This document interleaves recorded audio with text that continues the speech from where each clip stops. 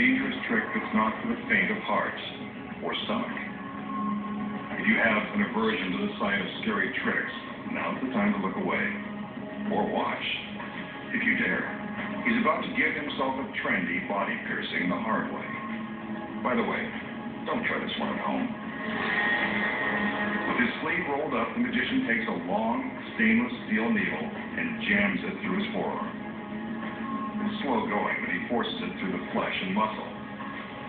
I told you this was going to be upsetting, and it's about to get even gorier.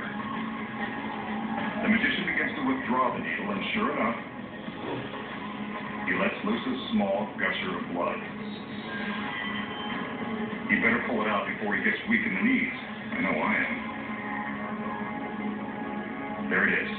He's a braver man than I am, and I keep reminding myself that it's just an illusion. So how does the magician thrust the needle through his forearm without inflicting serious injury?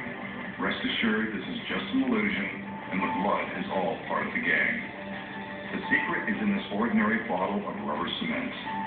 Before the trick begins, the magician takes a healthy dose of the clear cement and applies it to his forearm.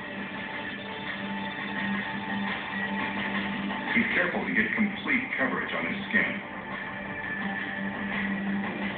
When the cement dries, it will be impossible to detect.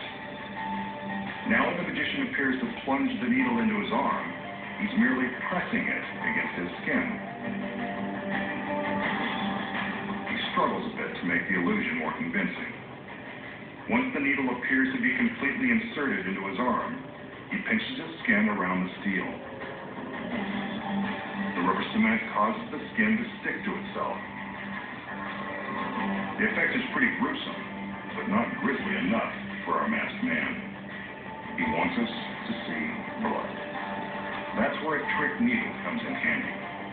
It's secretly hollow, and the knob on the end is really a rubber bulb that contains fake stage blood.